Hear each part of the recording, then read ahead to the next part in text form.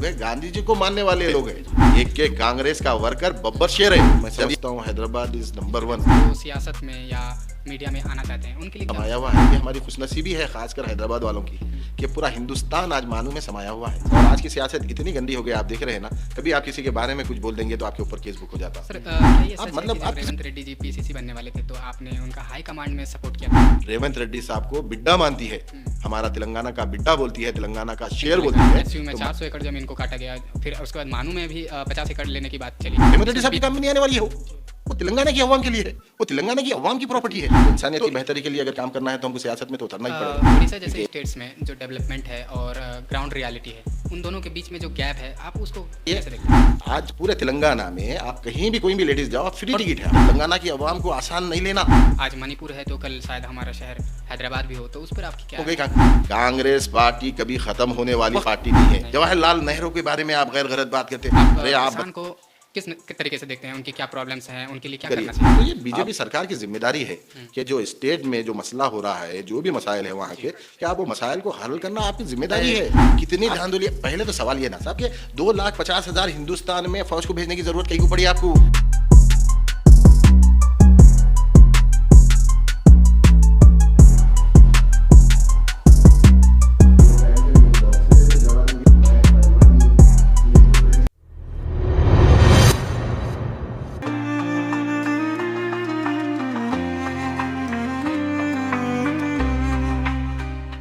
आदाब नाजरीन, department of mass communication and journalism के डिजिटल प्लेटफॉर्म एमसीजे मानू में आपका खैर मकदम है। मैं हूं आपका होस्ट मोहम्मद कैफ और आप देख रहे हैं हमारा खास पॉडकास्ट उर्दू मीडिया 2.0। आज हमारे साथ एक ऐसी शख्सियत मौजूद हैं जिन्होंने अपना 25 साल सियासत में दिया। कांग्रेस के सीनियर लीडर और farmer MLA candidate Syed Abdul समी साहब, जिन्हें हम अथर भाई के नाम से भी जानते हैं। सर, उर्दू मीडिया 2.0 में आपका खैर मकदम है और बेहद शुक्रिया कि आपने अपना कीमती वक्त हमें दिया। शुक्रिया, बहुत बहुत शुक्रिया। सर, सबसे पहले हम ये जानना चाहेंगे कि आपकी शुरुआती ज़िंदगी, बचपन, स्कूलिंग और किन चीज़ों ने आपकी शख्सियत को शेप बनाया? सबसे पहले एमसीजे और एमसीजे के मौलाना आज़ाद यूनिवर्सिटी के तमाम असातिज़ा को और उनके स्टूडेंट्स को दिल की गहराइयों से मुबारकबादी देता हूँ कि आप लोग ने एक ब्रॉडकास्ट शुरू किया और एक बेहतरीन अंदाज में लोगों तक ये बात पहुँचाने की कोशिश करी कि लोग सक्सेस होते हैं या अपनी ज़िंदगी के जो तजुर्बात है उस तजुर्बात को आप उनके सामने लाने के लिए कोशिश करें। मैं इसके लिए आपको मुबारकबादी देता हूँ। अब रहा सवाल हमारी जो बचपने की जो हमसे जो ज़िंदगी गुजरी, एक आम जैसा आप सब गुजारते हैं ऐसे ही गुजरी। मैं भी एक मिडिल क्लास फैमिली से ताल्लुक़ है मेरा। एक्चुअल हमारी फैमिली का ऐसा मसला है, मेरे वालिद की जो फैमिली है वो गवर्नमेंट जॉब्स के तरफ है और मेरा ननियाल जो है वो बिजनेसमैन ताल्लुकात से है। तो हम जो हमारा जो वो निकला वो हम बिजनेसमैन इसीलिए निकले क्योंकि हमारा नानियाल पे गए हम जॉब नहीं करे। मेरे वालिद इंस्पेक्टर थे एमसीएच में, तो वाकई मेरे चिचा वगैरह भी जो है सो वो भी गवर्नमेंट सर्वेंट्स थे। और मेरे जो ननियाल है, जो मेरे नाना वगैरह थे, वो रियल इस्टेट का और कई बिजनेस में इन्वॉल्वमेंट थे। तो बिजनेस में तिजारती घराने से हमारा ताल्लुक़ है। मेरी तालीम उर्दू में हुई, मैं उर्दू मीडियम से पढ़ा हूँ। और बचपना हमारा जब गुजरा तो आज आपके पास सोशल मीडिया है, फ़ोन है, हमारे पास वो नहीं था। तो हमारी ज़्यादा तवज्जो और ज़्यादा हमारा वक्त, और अगर कहीं डांट लगती और शरारत होती तो वो हम खेल कूद में ज़्यादा वक्त लगाते थे। तो मुझे क्रिकेट का बहुत शौक़ था। 11 साल की उम्र से क्रिकेट खेलता था मैं। तो 11 साल से जब क्रिकेट खेलते तो हम सुबह 7 बजे संडे के दिन निकलते तो शाम में 6 बजे बगैर खाना पानी के खेलते थे। वो जुनून में हमको भूख भी नहीं लगती थी। तो बचपना वैसे ही गुजरा। बचपने में हम थोड़े शरारती भी थे। तो शरारतें तो बच्चे शरारती मतलब बच्चों में ऐसा ज़्यादा खेल कूद में ज़्यादा तवज्जो देना, उस तरीके से हमारा वक्त गुजरा। फिर आने वाले टाइम में जैसे जैसे हम बड़े होते गए तो उसके बाद से हमको स्पोर्ट्स में ही थे हम। तो जैसे जैसे जवानी के दहलीज में कदम रखे 16-17 साल की उम्र में, तो फिटनेस पे ज़्यादा तवज्जो रही। तो मैं पहलवानी किया, हमारा खान अखाड़ा बोल के मुझे पहलवान चांद पहलवान का अखाड़ा था, वहाँ से उनसे मेरा बहुत अच्छा रिलेशन था। तो उनके साथ अखाड़े करे, तो उनके साथ भी हम स्पोर्ट्स में रहे। तो मैं पहलवानी में भी उसमें रहा। मेरे एक बड़े भाई है जो मेरे साथ के हैं, हम दोनों मिलके बहुत एक्सेस करते थे। तो जब एक्सेस हम करते थे तो वहाँ पर जब मेरे बड़े भाई खुद मेरे को ट्रेनिंग करते थे, हम एक दूसरे को ट्रेनिंग करते हुए हम मेरे बड़े भाई को SAR कौसर के नाम से जाना जाता है। वो हैदराबाद केसरी के लिए उनकी तैयारी किए थे, मगर वाली साहब बहुत स्ट्रिक्ट थे हमारे, कि वाली साहब कभी ये चीज़ों में इन्वॉल्वमेंट होना नहीं देते थे, कहीं भी ज़्यादा नहीं, चोरी छुपे हम लोग कर लेते थे। तो वो चला। फिर बाद में मुझे जब हमारे टाइम पे 85 के टाइम पे माइकल हमारा माइक टायसन का बॉक्सिंग का बहुत क्रेज था। माइक टायसन जब आए थे तो वो टाइम पे मेरे को बॉक्सिंग का बहुत शौक हुआ। मैं LB स्टेडियम में जाकर बॉक्सिंग करता था। मेरे बच्चों को भी बॉक्सिंग कराने की ख्वाहिश मेरी जब थी, जब मैरिज से पहले। तो उसके बाद से जैसे जैसे दिन गुजरे तो हालात बदले। फिर उसके बाद से मैं बताया ना, जैसा हमारे ननियाल का असर हम पे था, तो बिजनेस में ज़्यादा तवज्जो थी। तो बिजनेस में जब तवज्जो थी तो हम रियल इस्टेट में काम करना शुरू करे। फिर उसके बाद मैंने हमारा मेरे नाना का वो दौर में मस्ताना अगरबत्ती बोल के आप सुने होंगे, उनके साथ एक गुलिस्तान दरबार अगरबत्ती था जो हिंदुस्तान में अच्छा मशहूर था। वो था, तो हम लोग भी अगरबत्ती का बिजनेस चालू करे। तो वो भी वहां पर भी हम लोग पूरे डिस्ट्रिक्ट जाते थे। तो डिस्ट्रिक्ट में जब स्टार्टिंग जाते तो बहुत स्ट्रगल होता था, लोग ब्रांड नहीं होता था, नाम नहीं होता था। हल्लू हल्लू उसको हम अच्छे से सेल करने के बाद एक अच्छा नाम करे। हमारी अगरबत्ती का नाम अलाना दरबार AH अगरबत्ती वर्क्स था। तो वहां पर हम लोग पूरे भाई थे, हम लोग सब मिल के काम करे। तो इस तरीके से हमारा बिजनेस के लिहाज से हमारा काम चला। फिर उसके बाद से हम रियल इस्टेट के काम में आए। रियल इस्टेट का ऑलरेडी मेरे वालिद भी काम करते थे, तो हम भी काम करते। माँ मेरी वालदा बहुत ही नमाजी और परहेजगार थे, और उनकी नसीहतें हमें हर वक्त रहती थी। माँ की नसीहत खासकर जब हम बचपन में छोटे रहते थे, तो जब अब्दुल खादर जिलानी रहमतुल्लाह अलैह की जो बात होती थी कि जब आप यहाँ से आपको भेजते उनकी वालिदा पढ़ने के लिए, तो बचपन में वहाँ पर डाकुओं ने हमला कर दिया। हमला करके जब उनसे सब लोगों से चेकिंग करे तो सबसे माल लूट लिए। तो एक बच्चा ठहरा था, तो पूछे तुम्हारे पास कुछ है क्या? बोले तो बोले हाँ है मेरे पास। तो कहाँ है? बोले तो उन्होंने अंदर बताते। तो तुम क्यों बताए? बोले तो बोलते नहीं, मेरी माँ ने कहा था कि झूठ कभी नहीं बोलना। तो हमारी परवरिश माँ ने ऐसी की कि हमको कभी झूठ बोलना नहीं सिखाया। तो हमारी बचपन से ये चीज़ हुई, और आज भी मुझे झूठ से बहुत ज़्यादा नफरत है। झूठ नहीं है। उसमें एक हदीस भी है कि अल्लाह के रसूल सल्लल्लाहु अलैहि वसल्लम के पास अल्लाह के रसूल हम एक बार आप मेंबर पे टीका लेके बैठे थे, तो लोग बोले, साहबा बोले कि मुसलमान में कई खराबी गिने कि ये हो सकता, ये हो सकता, ये हो सकता। तो बोले हाँ हाँ हाँ ये सब हो सकता। बोले मुसलमान झूठ बोल सकता? तो बोले मुसलमान झूठ नहीं बोल सकता। तो हमारा ये छोटा वर्ड नहीं है झूठ। तो हमारी परवरिश, माँ की तरबियत हमारी ऐसी रही कि हम झूठ से बहुत हमको दूर रखा गया। और बहुत ही हम एकदम रिलीजन फैमिली, मतलब डिसिप्लिन, आपकी टाइमिंग से, वालिद से बहुत डर था। वालिद का बहुत ही हम, मतलब वालिद साहब के सामने ठहरते भी नहीं थे। तो उस तरीके से गुजरा। फिर हम बिजनेस में आए। बिजनेस में आने के बाद रियल इस्टेट का काम करे। रियल इस्टेट का काम जब हम शुरू करे तो जब हम इंडिपेंडेंट हाउसेस बनाते थे, तो independent houses ground floor, first floor ऐसे बनाना और सेल करना।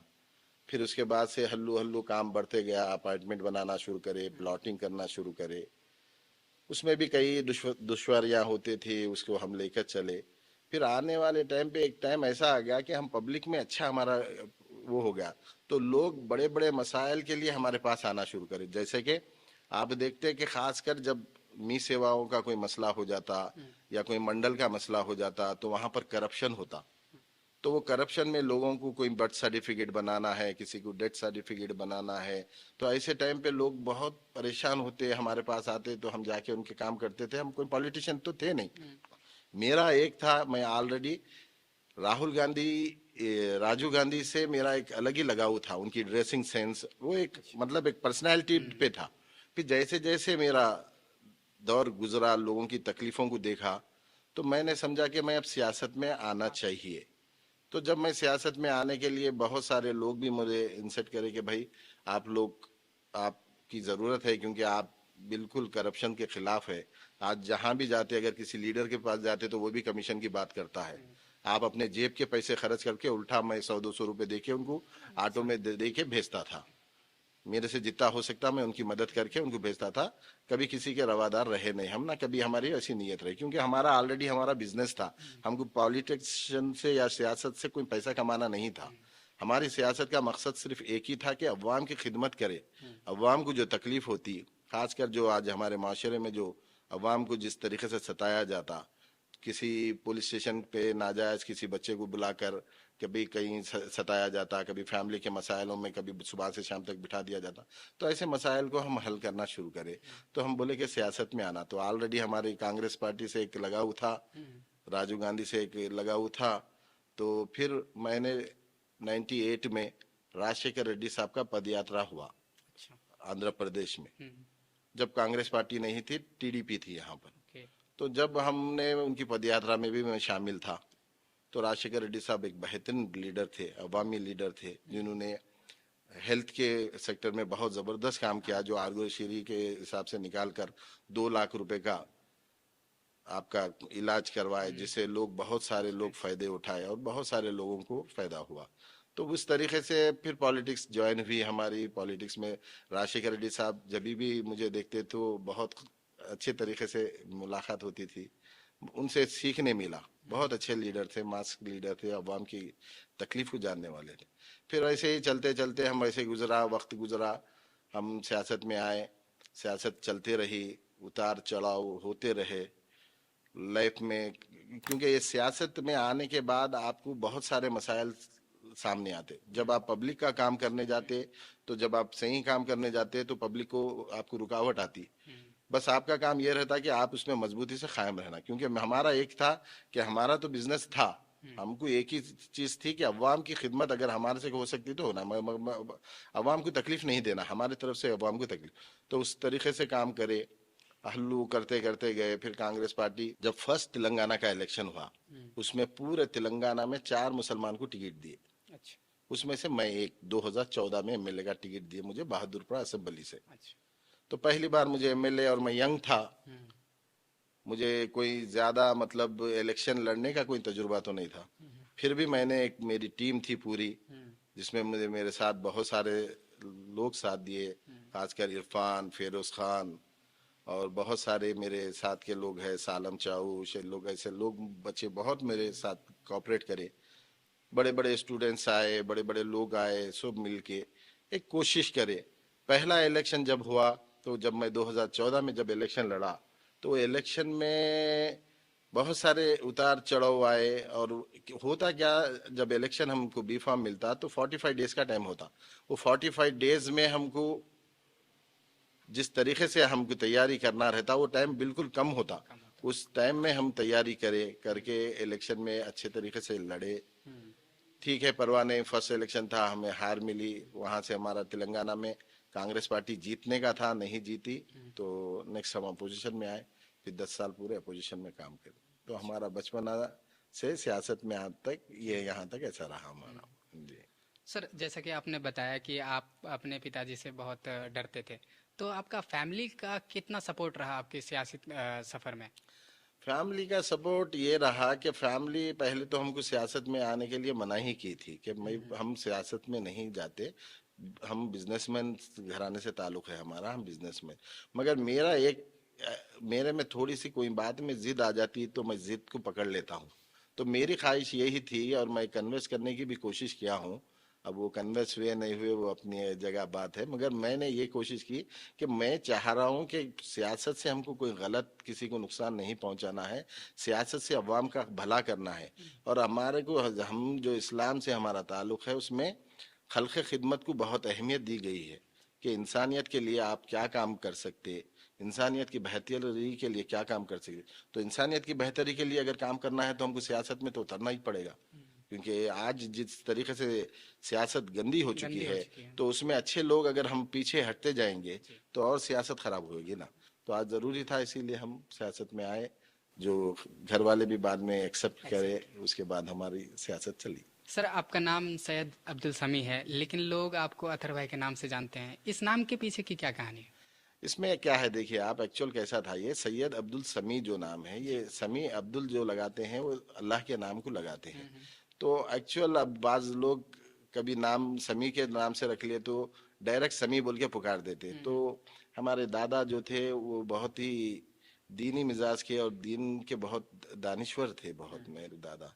तो वो इसीलिए हर बच्चे का नाम जो असली नाम होता, जैसे कि सैयद अब्दुल समी मेरा नाम है, तो उसके साथ एक उर्फियत रखते थे जो घर में पुकारने के लिए। हम्म। अब घर में समी समी पुकारेंगे तो अल्लाह का नाम को डायरेक्ट अब्दुल समी बोल के पुकारना पड़ेगा आपको, तो उसलिए अथर बोल के रखे। तो उसमें हम मार्केट में मार्केट में या पूरा जो है सो हम अथर भाई के नाम अतहर से भाई के नाम ज्यादा से। मशहूर हो गए। जी सर। सर आपने 25 सालों से कांग्रेस पार्टी से जुड़े हुए हैं आप, तो इस सफ़र की शुरुआत कहाँ से हुई? क्या टर्निंग पॉइंट रहा जो आपको उसमें उस पार्टी से जुड़ने का मौका मिला? एक तो मैं बताया ना, आप मेरा आपको राजीव पता गांधी है जी जी। से मेरा बहुत ही, उनकी इंस्पिरेशन था। ड्रेसिंग सेंस था, उनकी जी। बात करने का अंदाज। फिर उसके बाद से जब हमारे राजशेखर रेड्डी साहब तेलंगाना में जिस तरीके से लहर लेके जो पदयात्रा किए थे उन्होंने, पूरा पूरा आंध्र प्रदेश, पूरा मुत्तहिद आंध्रा था जब, तो उसमें बहुत वो करे। तो एक मैं बताया ना कि अवाम की तकलीफ, अवाम को बहुत से दुश्वारियों का सामना करना पड़ा। टीडीपी सरकार में बहुत तकलीफें हुई। तो उस धरनों में हम जाने के बाद हमारे को उसके बाद से एक ऐसा महसूस हुआ कि मैं कांग्रेस पार्टी ज्वाइन करूं, क्योंकि कांग्रेस पार्टी एक वाहिद जमात है जो हर दलित हो, कमजोर हो, माइनॉरिटीज हो, इनको लेकर चलने का काम सिर्फ और सिर्फ कांग्रेस पार्टी करती है। और कांग्रेस पार्टी एक वाहिद जमात है जो पूरे हिंदुस्तान को जोड़ के रखी है। आज आप देखें 2014 के बाद से जिस तरीके से हिंदुस्तान को टुकड़े करने की जो साजिश की जा रही है, आप बताइए कौन है जो कांग्रेस पार्टी के सिवा जो इसको बचा रहा है, इसको जमा रहा है, इसको रोक रहा है?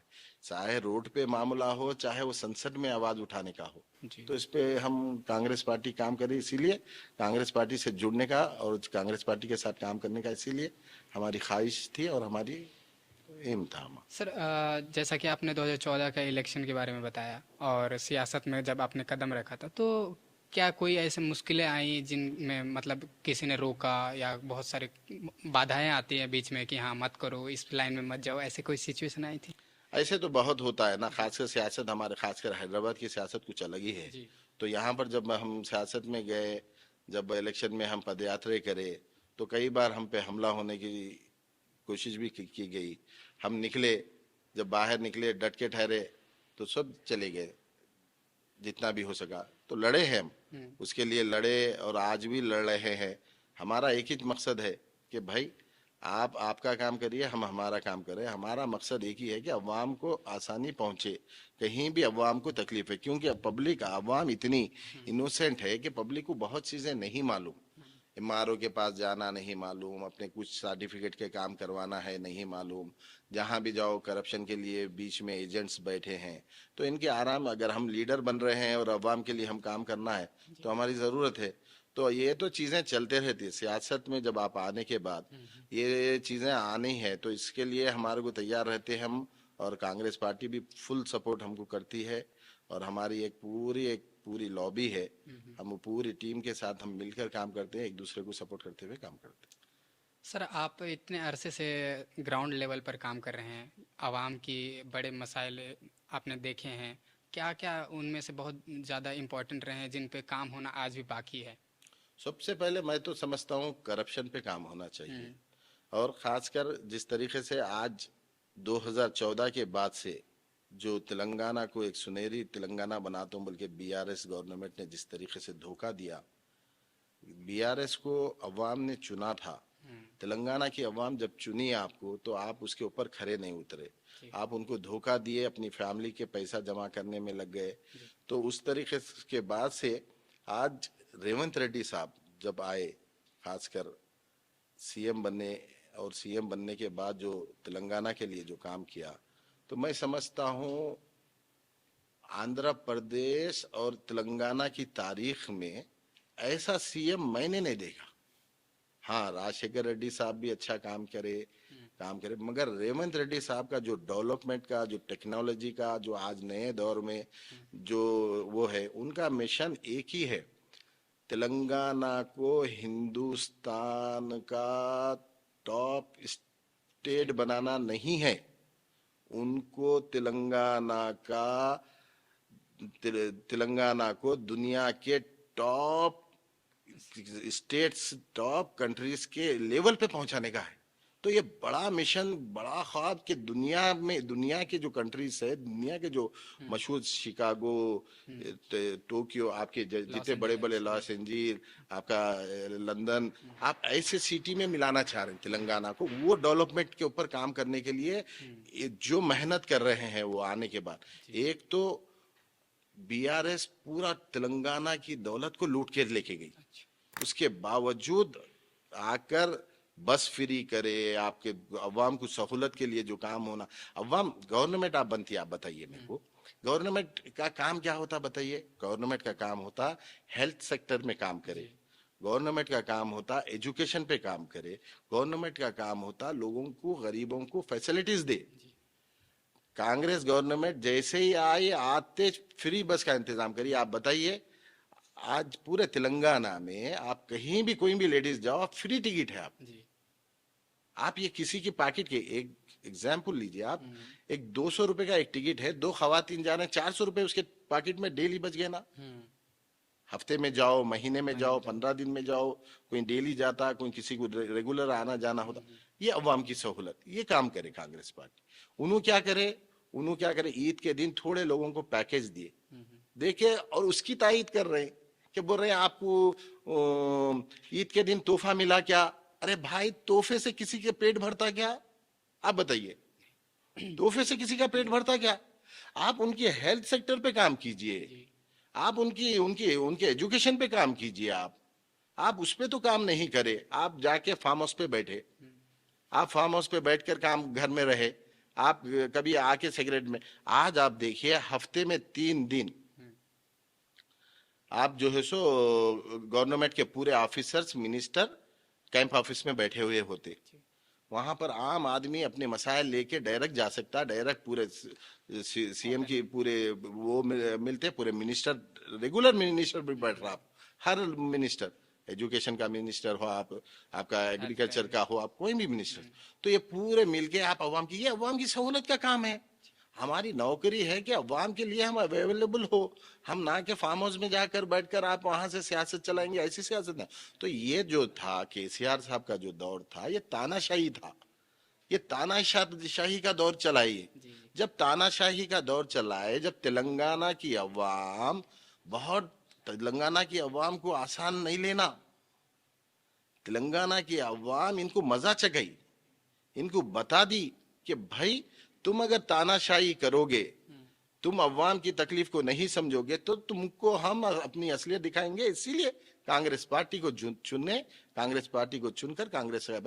मैं एक बात बताता हूँ आपको, जब हमारे 2014 में सरकार गई, उसके बाद 10 साल अपोजिशन में रहे हम, 10 साल अपोजिशन में रहे, तो लोग बोलते थे मुझे, अरे क्या करते भाई, अब कांग्रेस पार्टी खत्म हो गई। कांग्रेस पार्टी कभी खत्म होने वाली पार्टी नहीं है। जिस दिन कांग्रेस को कभी हिंदुस्तान की, बगैर कांग्रेस के हिंदुस्तान को आप तस्वुर ही नहीं कर सकते, आप गौर ही नहीं कर सकते। आज आजादी से लेकर अब तक कभी आप कांग्रेस को हिंदुस्तान से नई का तस्वुर कर ही नहीं सकते। कांग्रेस पार्टी ही है वाहिद।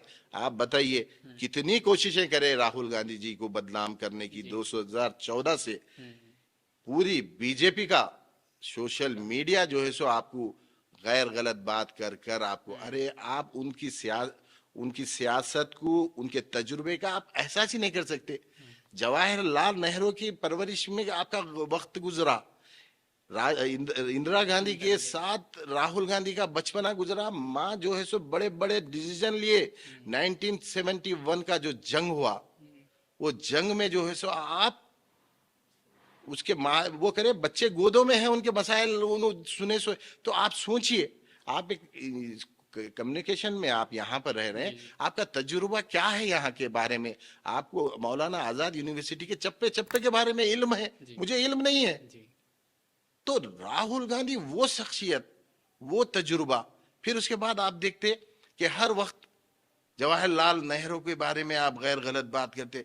अरे आप बताइए 1947 के बाद जो हालात हिंदुस्तान के हो गए थे, 200 साल की गुलामी, 200 साल की गुलामी लूट लिए अंग्रेजा हमारे लिए। उसके बाद चाइना हमारे ऊपर नजर डाल के बैठा, जो बच्चा हमसे पैदा हुआ था पाकिस्तान, वो हम पे जो है सो हम पे हमला करने के लिए तैयार हो गया। वैसे हालात में हिंदुस्तान को जोड़ के रखा, हिंदुस्तान को तरक्की की राह पर लेके आए, वैसे टाइम पे आप काम करें। आज जवाहरलाल, मैं समझता हूं सालों अगर तुम मर भी जाओगे तो सालों में ऐसे जवाहरलाल नेहरू जैसा कोई पैदा नहीं होता। वो काम किए हैं जवाहरलाल ने। तो ऐसे ऐसे प्रोपगंडे करे हैं, ऐसा ऐसा बदनाम करने की कोशिश करे। तो कांग्रेस पार्टी और कांग्रेस पार्टी का वजूद कभी हिंदुस्तान से खत्म होने वाला नहीं है और कभी खत्म हो नहीं सकता। सर, आपको किसान कांग्रेस का स्टेट कन्वीनर बनाया गया है।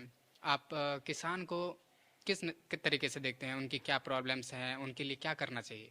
आप देखो, सबसे पहली बात किसान का जो मसला हुआ, आप और हम सब जानते, 13 महीने किसान दिल्ली में एहतजाज करे, जी हजारों लोग मर गए, खाना पानी उनके कैसे कैसे मसाइल हुए आप देखे। उनको चाहिए क्या? किसान को मैंने जब जमीनी लेवल पे देखा तो उनके 3 अहम मसले हैं। उनका मसला क्या है? उनको जो इनकी जो पीक होती है, उनको जो एमएसपी मिलता है, उसको उनका अच्छा दाम मिले। जी उनको उन्हों जो मेहनत करता है किसान, धूप में पानी में अपनी फसलों को बचाते हुए, उनको उसकी हिफाजत करके जब उसकी फसल तैयार होती तो जब मार्केट में लग जाता तो उसको एमएसपी नहीं मिलती, उसको उसको वाजिबी दाम नहीं मिलता, उसका मसला होता। फिर खर्जा, खर्जे के लिए जब उनको खर्जा दिया जाता तो बड़े बड़े अंबानी अदानी के खर्जे माफ कर दिए जाते, और किसान की जब माफी की बात आती तो उनको मरने के लिए छोड़ दिया जाता। तो ये मसला सबसे बड़ा। फिर उसके बाद नई टेक्नोलॉजी का है, तो नई टेक्नोलॉजी उनको इंट्रोड्यूस करवाए, नई टेक्नोलॉजी गवर्नमेंट उनको फैसिलिटीज करे। आज कांग्रेस की पार्टी जब 2023 के बाद से सरकार में आई तो पूरे हिंदुस्तान में एक वाहिद तेलंगाना की सरकार है जिन्होंने किसानों के 2 लाख कर्जा माफी किया। तो ये काम होता किसानों के लिए, आप मदद करना चाह रहे हैं उनको उनको उनके डेवलपमेंट के लिए, तो आप किसानों के लिए काम करिए। तो 2 लाख रुपए की कर्जा माफी करे, और आने वाले बहुत सारे स्कीम्स है जिससे किसानों को राहत मिलेगी, उनको एमएसपी के लिए भी आसानी होगी। हम भी कोशिश कर रहे हैं और हमारा काम है कि नेशनल से भी काम हो कि किसानों को बेनिफिट मिले। करंट के लिए काम कर रहे हैं हम लोग, तो ऐसे काम हो रहे हैं। सर, आपके अकॉर्डिंग एक अच्छे लीडर में कौन सी अहम खूबियाँ होनी चाहिए? सबसे पहले अच्छे लीडर में अमानतदारी होना चाहिए, सच्चाई होना चाहिए, और एक पैशन होना चाहिए। उसके पास एक अवाम का दर्द, उनको उनके अवाम की काम करने के लिए, अवाम के बीच में जाने के लिए जरूरी। उसमें मैं एक मिसाल आप मेरे नजर से पूछे हैं तो मैं बताता हूँ। मैं समझता हूँ तेलंगाना में इतने बेहतरीन लीडर है कि आप उसका अंदाजा नहीं लगा सकते। या तो जो लोग जानते हैं उनको मालूम है या नहीं है, तो मैं आपके नाजरीन के सामने से बताता हूँ। एक खुद हमारे सीएम रेवंत रेड्डी साहब, जो एकदम सच्चे और ईमानदार और बेहतरीन अवाम का दर्द और अवाम की बेसिक तकलीफों को जानने वाले लीडर। दूसरे हमारे विक्रमा भट्टी डिप्टी सीएम है। विक्रमा भट्टी साहब बहुत ही, मेरे उनके बहुत अच्छे ताल्लुकात है और बहुत ही जमीनी लीडर है, जो राजशेखर रेड्डी साहब के टाइम पे भी मिनिस्टर थे। वो उनको देखा तो मैं आज भी राजशेखर रेड्डी साहब का उनके नजरिया दिखता है मेरे को। तो वो एक बेहतर, उनका एक किस्सा सुनाता हूँ मैं। जब हम बीआरएस के दौर में जब हम कोई एहतजाज करते थे तो एक दफा हम लोग टैंक बॉन्ड पे एहतजाज कर रहे थे, हमारे पूरे लीडर्स मिलकर। तो उस टाइम पे क्या हुआ, हमको सबको अरेस्ट कर लिए। तो हमको अरेस्ट करने का इन लोग का कैसा प्रोग्राम रहता बोले तो, एक 3-4 जनों को लेके कोई सैफाबाद पुलिस स्टेशन को लेके चले गए, कोई शमशाबाद पुलिस स्टेशन को लेके चले गए, कोई कोई पुलिस स्टेशन को लेके चले गए। ऐसे सब लीडरों को 4-4 बड़े बड़े जो लीडर रहते हैं उन लोग सबको अलग अलग लेके चले जाते। तो लेके चले गए, अब हम वहां गए तो हम मेरे साथ M A. Khan MP, Rajya Sabha MP और हमारे साथ एक दो तीन लीडर्स थे। हम लोग को सैफाबाद लेके चले गए।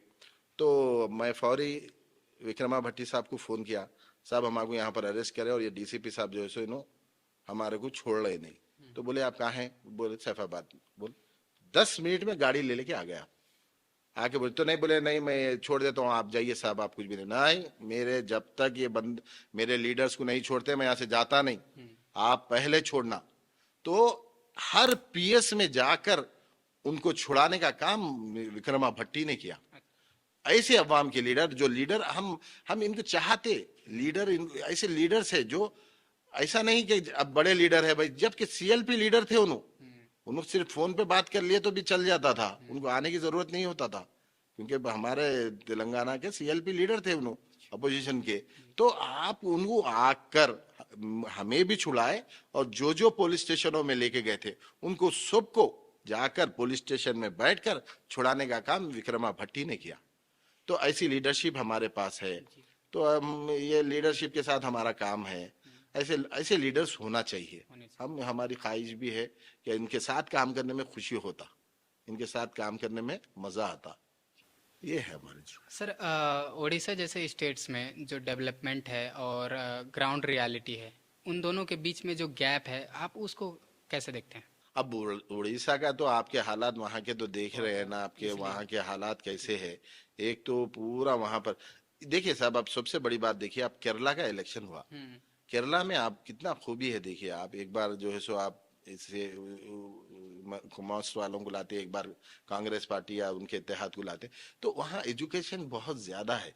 ये सब चीजों का बेस ऐसी है कि अवाम जब एजुकेट हो जाएगी ना, तो ये जब ये जो बैलेंस है या जो नाइंसाफी है, जो गवर्नमेंट आने के बाद जो इंसाफ नहीं करती ना, तो इसके लिए आवाज उठा सकते और एक नई सरकार को आप वजूद में ला सकते। तो इसके लिए क्या है, एजुकेशन मस्ट है। तो हमको एजुकेशन पे काम करने की जरूरत है। सर मणिपुर में जो हालात अभी देखने को मिल रहे हैं वो काफ़ी परेशान करने वाले हैं। आज मणिपुर है तो कल शायद हमारा शहर हैदराबाद भी हो, तो उस पर आपकी क्या राय है? सेंट्रल हुकूमत की जिम्मेदारी है। आप चाहते हुए आप एक बंगाल का इलेक्शन होता है तो बंगाल के इलेक्शन में जंग पे भेजे वैसा आप 2.5 लाख फौज को, 2.5 लाख पुलिस के अमला को भेजे आप, 2.5 लाख, 2,50,000, और आप मणिपुर जल रहा है, मणिपुर के लोग लड़ रहे हैं, उनको तकलीफ हो रही है। आपको कभी आप पार्लियामेंट में राहुल गांधी जी कई बार आवाज उठाए कि बोले कि मणिपुर के बारे में बात करो, आप बात नहीं करे। उनके मसाइल को उठाने के लिए पार्लियामेंट में कांग्रेस पार्टी का हर एमपी आवाज उठाया कि आप इसके ऊपर बात करिए, आप इसको हल करिए। तो ये बीजेपी सरकार की जिम्मेदारी है कि जो स्टेट में जो मसला हो रहा है, जो भी मसाइल है वहां के, कि आप वो मसाइल को हल करना आपकी जिम्मेदारी है। आपकी ये नहीं है कि इलेक्शन जीतने के लिए आप 2.5 लाख फौज को भेज दिए और भेज कर वहां पर आप जो है सो जो भी करे आप, अब जहां भी आप भी सोशल मीडिया पे आप भी सुन रहे, मैं भी सुन रहा हूँ कि आप जो भी करे, इस तरीके से नहीं। ये तानाशाही बहुत आए बहुत गए, एक वक्त तक रहता, एक वक्त के बाद ये अवाम, खासकर हिंदुस्तान की जो अवाम है ना, आप याद रखिए, आप ये आजादी के लिए लड़ी सो कौम है, ये अंग्रेजों को भगाने का काम करी सो है। ये लोग आपको दे रहे हैं चांस, मगर आप आज देखो, आप सेम हमारा दौर आजादी के टाइम पे जो हाल था वही दौर में हम फिर से आ गए। डिवाइड एंड रोल, हमारा कोई डेवलपमेंट पे बात नहीं हो रहा, कहीं हिंदू कहीं मुसलमान। अरे भाई, हम जब कंट्री के आदमी आते हैं तो जब बात आती है देश की, तो Hindustan first, country is first, बाद में मजहब, बाद में मंदिर, बाद में मस्जिद। आपको कौन रोक रहा है नमाज पढ़ने के लिए? कौन रोक रहा है मंदिर में जाने के लिए? अरे जब देश की बात आ रही है, जब वोटिंग का मसला आ रहा है, जब हमारे इलेक्शन कमीशन के ऊपर बात आ रही है, सुप्रीम कोर्ट जज के बाहर उस पर बात आ रही है, जुडिशनल के ऊपर बात आ रही, तो हमारी जिम्मेदारी है कि हम सब एक हो, एक होकर हम लड़े। नहीं तो कल मणिपुर, फिर परसों आया, उसके बाद आज हमारी बारी आने वाली है।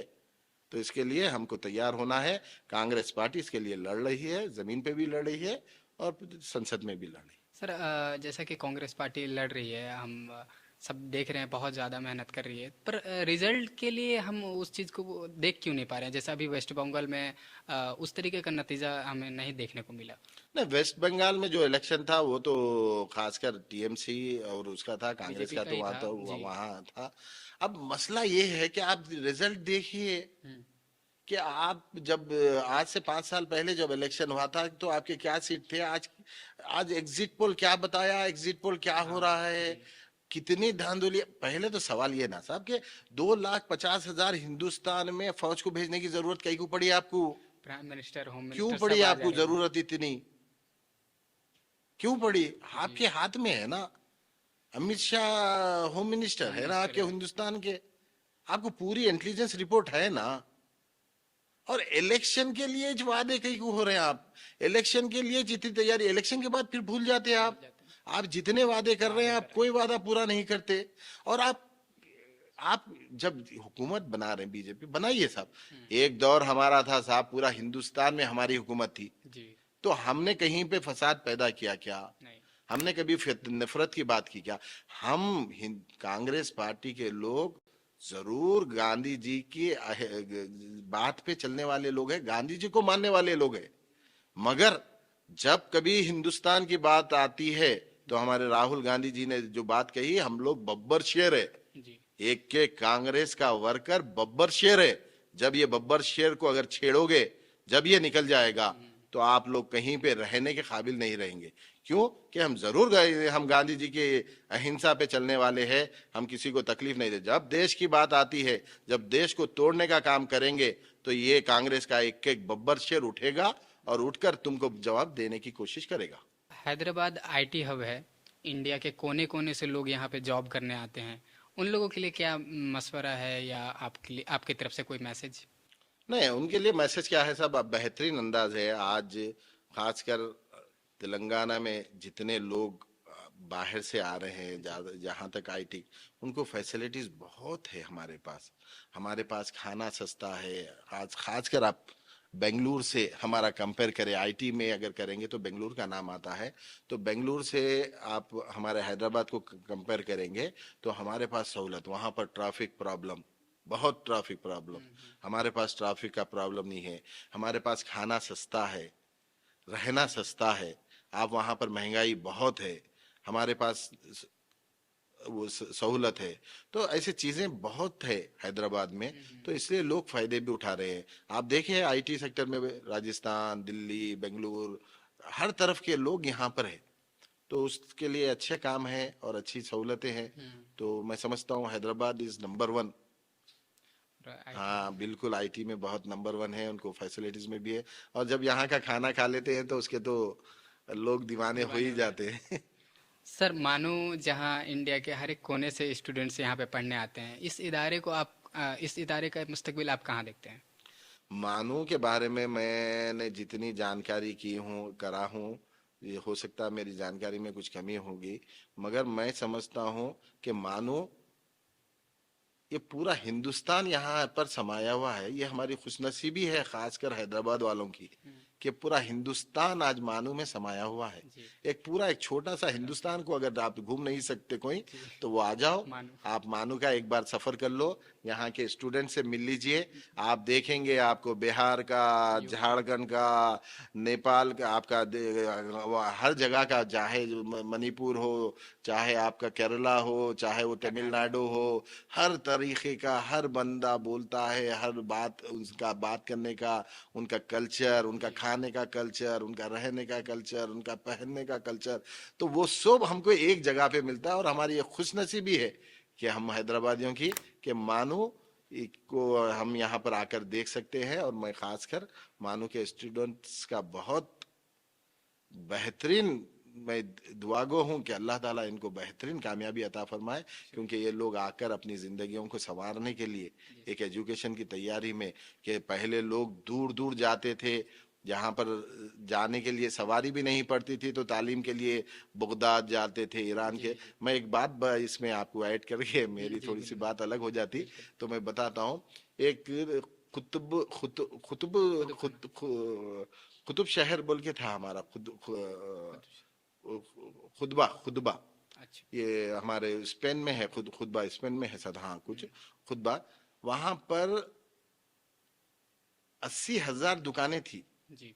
उसमें से 20,000 दुकानें सिर्फ किताबों की थी, और किताबों के लिए लड़ा जाता था। अच्छा। किताबों के बुकों के लिए सेमिनार्स में बात बहस होती थी, बातचीत होती थी। मतलब समझे आप, जी। 80,000 एक खुतबुल शहर खुतबा खुतबा शहर में 80,000 दुकानें, उसमें 20,000 दुकानें किताबें की। किताबों की दुकानें, और उसमें बहस की जाती थी लड़ने की तालीम के लिए।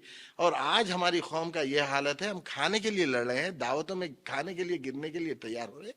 तो ये हमारा एक बहुत ही बहुत हमारी होना मायूब बात है। चाहिए। जी। इसके लिए हमको जरूरी है कि हम आपको मालूम होना, अमेरिका आज सुपर पावर होने की वजह क्या है?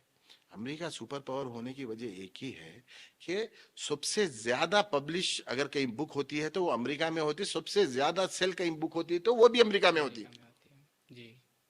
तो आज हमारे पास से बुकों का चले गया।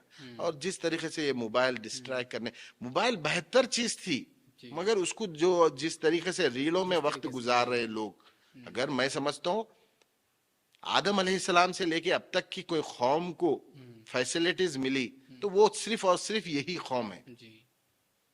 क्यों? कि पढ़ने के लिए अगर किसी को ख्वाहिश भी होती तो वो बहुत दूर जाना पड़ता था। आज उनके हाथ में अगर एक मोबाइल, स्मार्ट मोबाइल फोन है तो उनके पास यूनिवर्सिटी है, जी। ऑनलाइन। एक यूनिवर्सिटी है, उन्होंने जो चाहे उसमें आप सर्च कर सकते, आप तालीम हासिल कर सकते, आप उसे सीख सकते। जी। और बुक्स पढ़ना का हमारे पास से क्रेज खत्म हो चुका है। जी। तो मैं समझता हूँ कि आप लोगों की बहुत वो है कि आप लोग, मैं समझता हूँ बुक्स वगैरह भी बहुत पढ़ते होंगे, तो इसके लिए बुक्स के लिए आप लोग पढ़ना चाहिए। और हमारी कोशिशें होना चाहिए कि हम डिबेट में बैठे, ऐसा ही जी। हम बहस में बैठे कि तालीम के लिए बात करें, बिल्कुल। हम बुकों पे बात करें, आप नॉलेज के ऊपर बात करें, आज अमेरिका की तरक्की के ऊपर बात करें। तो इसके लिए हमारी जरूरत है। जी। सर, हैदराबाद के यूथ को आप कैसे देखते हैं? मतलब उनमें क्या पोटेंशियल्स नज़र आते हैं आपको हैदराबाद की यूथ? खासकर हैदराबाद की अगर जी। मैं बात करूं तो आज हमारे को हैदराबाद में खासकर बेहतरीन होनहार नौजवान हैं, और बस उनको एक ही है कि उनको कोई सपोर्ट नहीं है, चाहे वो एजुकेशन की फील्ड हो या स्पोर्ट्स के मैदान में हो। बहुत अच्छे अच्छे लोग हैं, मगर उनके पास डिस्ट्रैक्ट भी है, माहौल बहुत खराब है। जी।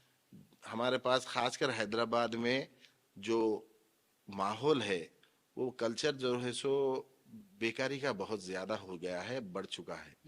बच्चों में टेक्निकल बहुत है, तो उसको अगर आगे बढ़ाना है तो ये लोग अपने आप को चेंज करना पड़ता। मैं एक आपको कुरान की एक आयत बताता हूँ कि अल्लाह ताला बता रहे हैं कि उस कौम, उस खानदान, उस इदारे की हालात नहीं बदलते जब तक कि वो खुद अपनी हालात नहीं बदल सकते। तो हमारी हालात बदलने की जरूरत है।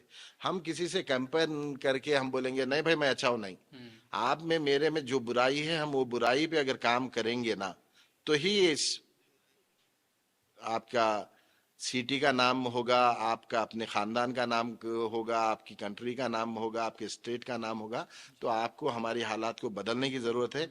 मैं समझता हूँ बहुत होनहार लड़के हैं हैदराबाद में, नौजवान, बस इनको एक दिशा देखने की जरूरत है। तो इसके लिए हमारी जरूरत है कि हम इसके लिए काम कर रहे हैं ऑलरेडी।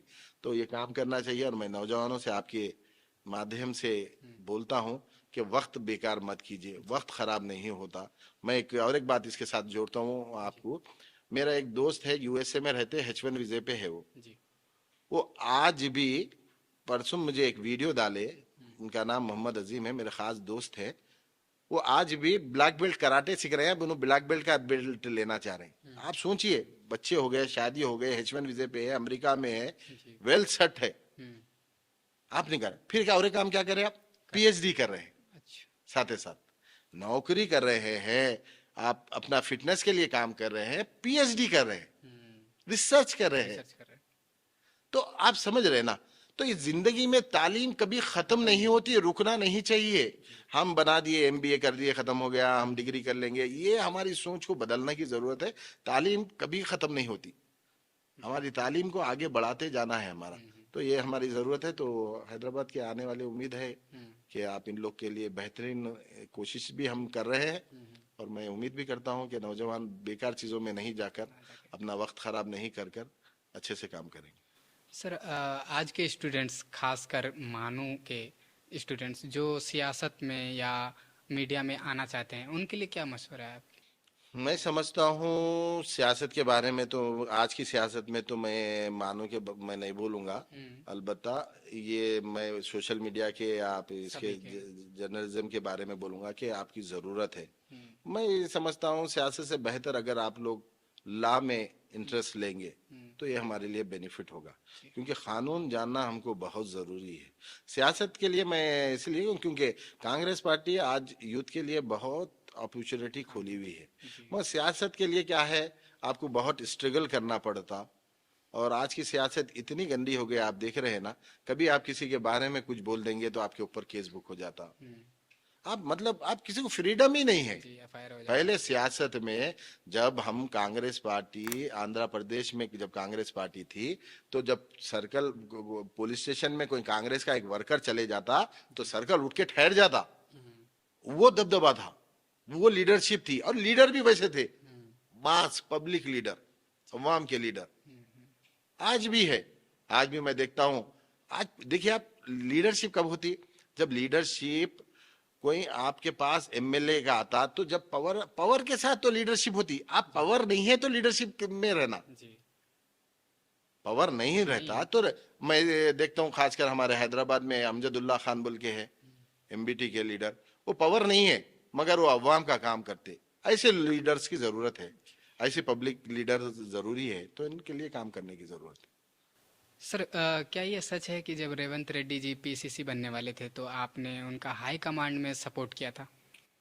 हाँ, एक्चुअल कैसा है वो किस्सा बोले तो, आप जब रेवंत रेड्डी साहब आए थे तो एक्चुअल रेवंत रेड्डी साहब ऑलरेडी हमारी कांग्रेस पार्टी में बड़े बड़े 40-40 50-50 साल से सीनियर लीडर्स बैठे हैं। जी जी। मगर रेवंत रेड्डी साहब जब कांग्रेस पार्टी ज्वाइन करे, उसके बाद से जब पीसीसी की बात आई तो हाईकमान में भी हमारे रिलेशन थे। तो एक हमारी पूरी टीम है, तो हम सब कंटेस्टेड एमएलएज है, उसमें सीनियर लीडर्स है।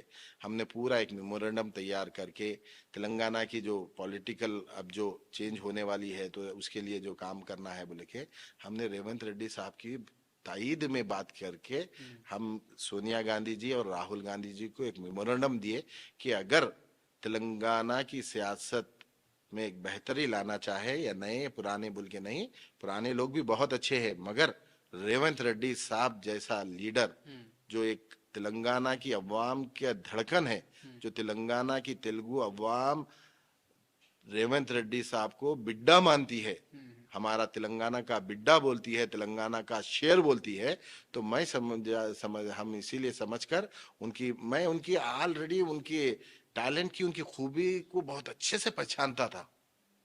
मेरे में इतना रेवंत रेड्डी साहब के बारे में इतना बेहतरीन अंदाज था मेरे को, इतना मतलब क्लियर रिपोर्ट थी कि ये बंदे में सलाहियत है कि ये हुकूमत तेलंगाना में लाकर बता। पीसीसी बनने का मतलब तेलंगाना में हुकूमत लाना, जी पूरे तेलंगाना में आप जोड़कर लीडरशिप बनाकर आप तेलंगाना में सरकार बना के बताना, वो काम तेलंगाना में रेवंत रेड्डी साहब करके गए। मेरी खुशनसीबी है कि मैंने वो वहां पर हाईकमान के बारे में बोला, और हाईकमान भी अपनी तरफ से पूरी नॉलेज लेकर रेवंत रेड्डी साहब को पीसीसी बनाया, और रेवंत रेड्डी साहब ने हुकूमत बनाकर बताया। रेवंत रेड्डी जी के बारे में आपने जैसे कहा, तो वो एक कैसे सीएम है, मतलब आज के टाइम पे जो करना चाहिए एक सीएम को अपने स्टेट के लिए, वो क्या सारी फैसिलिटीज दे रहे हैं या सारे काम वैसे कर रहे हैं? मैं ऑलरेडी पहले भी इसमें बीच में भी बात हुई आपकी, मेरी मेरी तरफ से मैं बोला हूँ। मैं समझ रहा हूँ, मैं वो ही बोला हूँ ना कि आज़ादी से लेके अब, आज़ादी बोलो, हमारा आंध्र प्रदेश के वजूद से तेलंगाना का वजूद जब तक आया, जब तक जितने भी सीएम आए, उसमें मैं रेवंत रेड्डी साहब को टॉप सीएम समझता हूँ। वो इसलिए कि उन्होंने जो तेलंगाना को पूरे वर्ल्ड के टॉप शहर बनाने के लिए टॉप स्टेट बनाने की जो उनकी ख्वाहिश, जो उनकी प्लानिंग, जो उनका मिशन है, वो एक बेहतरीन मिशन है। और मैं समझता हूँ बेहतरीन दानिश्वर और बहुत ही अवाम की तकलीफ को समझने वाले सीएम रेवंत रेड्डी साहब है।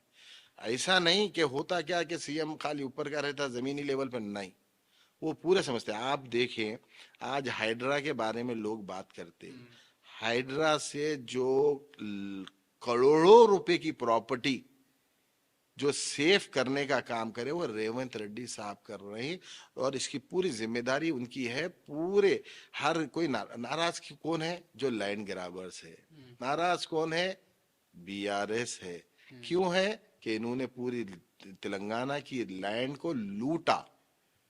जब तेलंगाना के तालाबात, तेलंगाना के गवर्नमेंट लैंड्स, इसको पूरा लूटने का काम करे, और जो तेलंगाना की लैंड को, तालाबों की लैंड को, नदियों की लैंड को बचाने के काम के लिए रेवंत रेड्डी साहब हाइड्रा निकाले, तो इनके खिलाफ।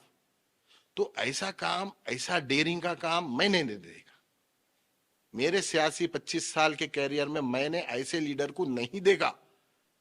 आप बताओ, करोड़ों रुपए की एक एक प्रॉपर्टी, 200 करोड़, 400 करोड़, 500 करोड़ रुपए की प्रॉपर्टी, ये किसके लिए? अवाम। जब गवर्नमेंट की प्रॉपर्टी बन जाएंगी तो अवाम की पब्लिक ना प्रॉपर्टी, वो अवाम की बेनिफिट के लिए काम करेंगे। अगर वो प्रॉपर्टी आपको मालूम नहीं हुआ कि वो प्रॉपर्टी की मांडोली हो गई, तो आपको मालूम होता कि सीएम साहब करे, कौन करे बोल के? तो ऐसे कई केसेस हो चुके हैं। आज आपके सामने आईने की तरह साफ है कि ये अवाम के लिए सेफ कर रहे हैं जमीन, ये अवाम की बहबूदी के लिए काम की में आएंगी। रेवंत रेड्डी साहब के काम में नहीं आने वाली है। वो तेलंगाना की अवाम के लिए है, वो तेलंगाना की अवाम की प्रॉपर्टी है। तो ये काम रेवंत रेड्डी साहब और बहुत सारे, चाहे वो एजुकेशन के मसले में बहुत सारे इंटीग्रेट स्कूल्स का ओपन करने वाले हैं, जिसमें एससी एसटी माइनॉरिटीज पूरे एक कैंपस 60 एकड़ का बनाने वाले हैं, वो भी इंटरनेशनल लेवल पे। तो बहुत बेहतरीन प्लान है। और वो प्लान मैं बता रहा हूं ना आपको, हिंदुस्तान से कंपटीशन नहीं है, वर्ल्ड लेवल पे कंपटीशन है। जो मूसी रिवर का काम का प्रोजेक्ट का काम कर रहे हैं, वो आज अगर वो मूसी रिवर का काम हो गया, उसको रुकाने की कोशिश कर रहे हैं। आप लंदन की जैसे नदी है वैसा बनाने की कोशिश कर रहे हैं, वो डेवलपमेंट। तो आज ये अवाम को ये समझ में आ रहा कि कौन तेलंगाना के डेवलपमेंट को रोक रहा है और कौन तेलंगाना के डेवलपमेंट करना चाह रहा है। तो ये अवाम। सर आपने अभी जैसे बोला कि बीआरएस टीम पार्टी जो है वो लैंड और ज़मीनों को मतलब बेचने के लिए और इस, तो अभी हाल ही में 2 इंसिडेंट हमारे सामने में आए, एचसीयू और मानू का ही, ज़मीन को लेकर। एचसीयू में 400 एकड़ ज़मीन को काटा गया, फिर उसके बाद मानू में भी 50 एकड़ लेने की बात चली, जिसमें बीआरएस वालों ने सपोर्ट किया मानू के स्टूडेंट्स को लेकर, साथ में उनके साथ में मिलकर, और एचसीयू के स्टूडेंट्स के साथ में भी। तो अब मतलब ये कैसे हो सकता तो इसके अंदर कैसा है, आप देखिए, इनकी जो दोगली पॉलिसी है, इनकी जो है स्टूडेंट के नाम पे इन्हों अपने उल्लू सीधा करना चाह रहे हैं। इन्हों इनके तरफ मानो के बारे में तो आपको अच्छे तरीके से मालूम है कि ये ऑलरेडी 200 एकड़ जमीन पूरा रजिस्टर्ड डॉक्यूमेंट है, इसके लिए नहीं ली जा सकती। आप पोरगंडा करे हैं। आप ऑलरेडी जब बीआरएस गवर्नमेंट थी, एचएससी की जो जमीन लैंड थी उन्होंने बेचे, उसमें से उनकी कोशिश थी वो। अब हमारी जो कोशिश थी, वो गवर्नमेंट की जो प्रोग्राम होते वो लीगल प्रोग्राम के तहत, मानो के लिए कुछ भी नहीं था हमारा, मगर आप मानो के स्टूडेंट्स को लेकर, समझ रहे ना आप, उसको इश्यू बनाने के लिए, पॉलिटिकली इश्यू बनाने के लिए आप स्टूडेंट का सहारा लिए। अच्छा, तो ये उससे उसमें कुछ भी नहीं है। गवर्नमेंट एजुकेशन के मामलात में बहुत संजीदगी से काम कर रही है। सर तेलंगाना में कांग्रेस की तो यूथ प्रेजेंस है वो कमज़ोर है, क्या इसके पीछे तंजीमी कमी है या लीडरशिप का मसला है, या फिर यंग वोटर्स जो है उनके साथ कनेक्ट करने की स्ट्रेटेजी में कोई कमी रह गई है? नहीं, ऐसा तो नहीं है कि तेलंगाना में यूथ कमजोर नहीं है, खासकर पूरे हिंदुस्तान में। सर ये तेलंगाना में कांग्रेस यूथ की बात कर रहा हूँ। हाँ, मैं कांग्रेस ही बता रहा हूँ। तो खासकर पूरे हिंदुस्तान में कांग्रेस पार्टी ने यूथ को बहुत ही, खासकर ये 2023 से बता रहा हूँ मैं आपको, जी सर। पूरे यूथ को आगे बढ़ा रहे हैं। मैं आपको बताता हूं, हमारे पास हैदराबाद से, सिकंदराबाद से, मतलब पूरा हैदराबाद सिकंदराबाद पूरा मिला के देख लीजिए आप, अनिल कुमार यादव हम्म, youth president of Telangana, Rajya Sabha MP दिया गया। कितना बड़ा पोस्ट है राज्यसभा एमपी आप, जी। यंग, मैं समझता हूं तेलंगाना का यंग हम्म, लीडर अनिल कुमार यादव को राज्यसभा पहुंचाने का काम कांग्रेस पार्टी ने किया। और किस लिए किया? क्योंकि जब अपोजिशन में थे तो अनिल कुमार यादव ने जिस तरीके से, हम, मैं खांधे को खांधा लगा के था, हम्म, अनिल कुमार यादव ने जिस तरीके से मेहनत की, हम्म, जिस तरीके से आवाज उठाया, जिस तरीके से केसेस बुक किए गए यूथ के लीडर्स पर, अनिल कुमार यादव पर, उनकी पूरी टीम पर, कांग्रेस के लीडरों पर, उसको आवाज उठाने का काम करने के बाद आज राहुल गांधी जी हाईकमान ने देखकर इतनी बड़ी जिम्मेदारी दी कि जो नौजवान नौजवान यंग नौजवान को राज्यसभा में एमपी बनाया गया। और उसके बाद अभी हमारे डीसीसी प्रेसिडेंट्स का पार्टी ने डिसाइड करके उसमें कई यूथ प्रेसिडेंटों को डीसीसी दिया, कई। तो यूथ बहुत जबरदस्त है। हमारा हमारे तेलंगाना का यूथ प्रेसिडेंट को एमएलसी दिए। तो ऐसे पोस्ट यूथ को आगे बढ़ाने के लिए कर रहे हैं हम लोग। हम यूथ से जुड़े हुए हैं, ऐसा नहीं है कि यूथ हमारे साथ नहीं है और कांग्रेस का यूथ मतलब कमजोर, नहीं। कांग्रेस का यूथ बहुत ही मजबूत। जी। और कांग्रेस का मैं समझता हूँ आने वाले टाइम पे हर यूथ अगर कोई पॉलिटिशियन पॉलिटिक्स ज्वाइन करना चाह रहा है तो कांग्रेस पार्टी में उसको बहुत बेनिफिट है, जी। क्योंकि कांग्रेस पार्टी यूथ को आगे बढ़ाने के लिए एक मुहिम छेड़ चुकी है। जी। और आने वाले दिनों पे बड़े बड़े जिम्मेदारी, बड़े बड़े पोस्ट कांग्रेस पार्टी यूथ को देने वाली है। सर, आखिर में बस इतना ही बोलना चाहूँगा कि आप अपनी ज़िंदगी के तजुर्बे को एक पैगाम के तौर पे कुछ अगर बोलना चाहें तो। मैं मेरी जिंदगी, मेरे आज मैं जो जिंदगी में मैंने जो स्ट्रगल किया, जहाँ से मैं निकल कर अब यहाँ तक पहुँचा हूँ, तो मैं जिंदगी में एक ही चीज़ सीखा कि कभी हार नहीं माननी चाहिए। और अपनी जिंदगी में सबसे पहला काम, हम झूठ अपने अंदर अगर कहीं से भी हमारे डीएनए से या कहीं से माहौल से या कहीं से आ रहे हैं तो इसके ऊपर काम करने की बहुत ज़रूरत है।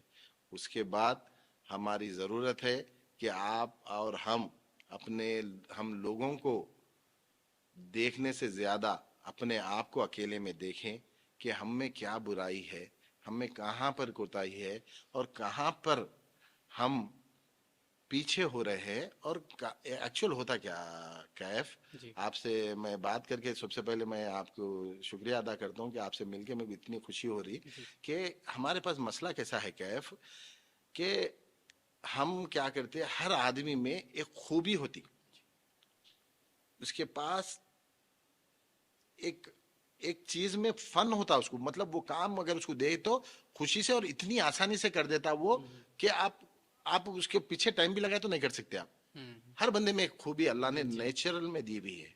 तो वो ऐसे। खूबी को पहचानना, जी। आपको एक मिसाल देता हूं मैं कि हम हम जा रहे हैं रास्ते में, जी। हवा ऐसे आ रही है और आप ऐसे जा रहे हैं, जी। तो आपको यहाँ पर थोड़ा सी तकलीफ लगती है, आप स्लो चलते हैं आप, क्योंकि हवा प्रेशर सामने से आ इधर रहा, से। आप वो ऐसा चल रहे हैं और हवा इधर से आ रही तो आप जल्दी निकल जाते। जी, सेम तो डायरेक्शन। काम कोई भी करे, आप ऐसा काम करे जहां पर आपको आसानी हो, मतलब समझ रहे हैं ना जी। आप, जी। आपकी वो चीज में आप में वो है भाई कि मैं ये काम कर सकता कर हूँ, सकता हूँ। इसमें मैं काम करने में मजा आता मुझे, समझ रहे? जी। तो आप ऐसे काम करें, ऐसे काम मत करें कि दुनिया जा रही है।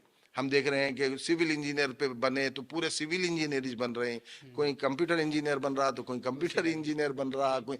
तो ऐसे नहीं, कि हमको चाहिए कि हमारे में खूबी क्या है, जी। हमारे में सलाहियत क्या है, तो हम वो काम करें।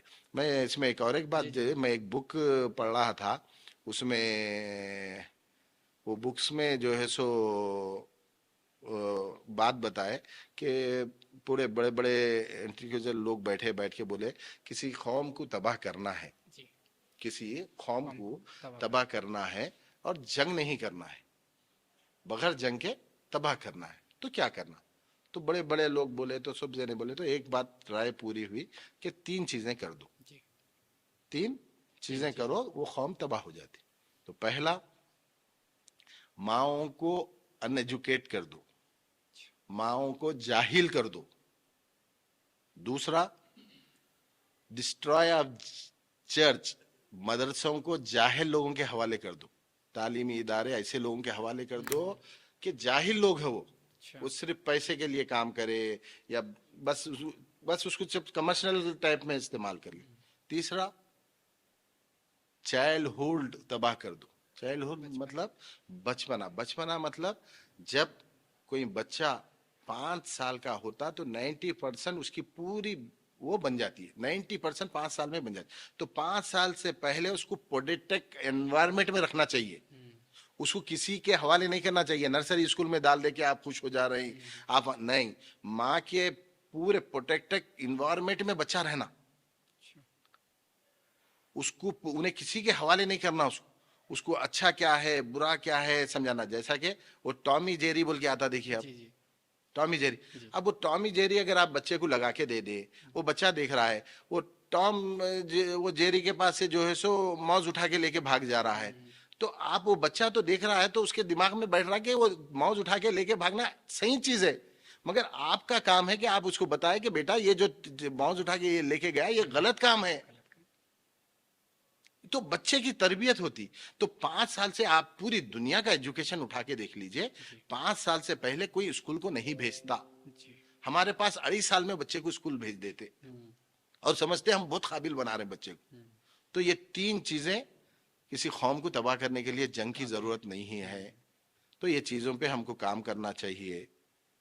हम हमारी माओं को, हमारी बहनों को, हमारी बेटियों को एजुकेशन में, एजुकेट। मेरे से बार बार लोग बोलते हैं, मेरे 3 बेटे हैं, मेरा एक बेटा हार्वर्ड से ग्रेजुएशन करके आया, मेरा दूसरा बेटा अभी एमबीबीएस कर रहा है, सेकेंड ईयर थर्ड ईयर में है वो, और एक बेटा जो सभी वो कर रहा है, 2 बेटियां हैं। तो मेरे से बार बार लोग पूछते हैं, नहीं भाई आप अगर कल के दिन, अगर मेरे हालात कभी ऐसे हो जाएंगे कि मैं 3 बेटों में से, मैं 3 बेटे 2 बेटियां हैं, तो मैं अगर पढ़ा नहीं सकूंगा, तो मैं बेटों को नहीं पढ़ाऊंगा, बेटी को पढ़ाऊंगा, क्योंकि मुझे बेटी की कमाई नहीं खानी है।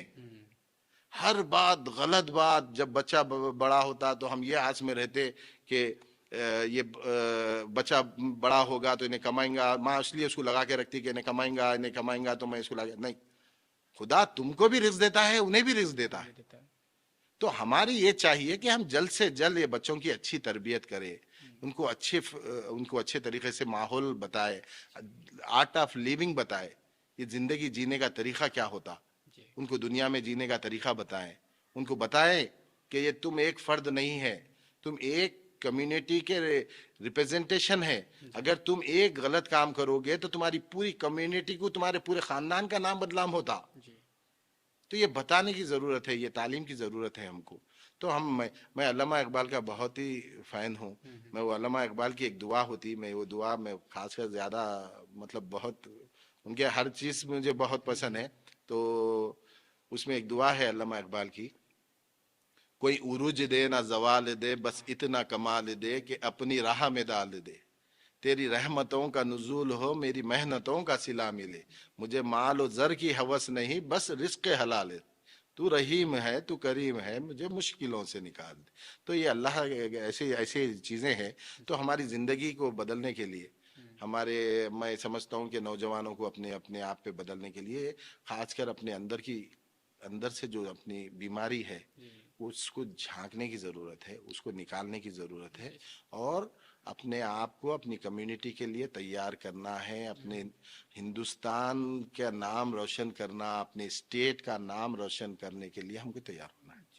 तो ये मेरी ख्वाहिश है, और इसके लिए हम एजुकेशन पे भी काम कर रहे हैं। तो हमारी ये ख्वाहिश है कि बच्चे लोग आगे बढ़े, तरक्की करें। सर आपका दिल से शुक्रिया कि आप यहाँ आए, अपना कीमती वक्त दिया। आप देख रहे थे उर्दू मीडिया 2.0 मैं हूं मोहम्मद कैफ। अब आपसे इजाज़त चाहता हूं, फिर मिलेंगे एक नए मेहमान के साथ। खुदा हाफिज़।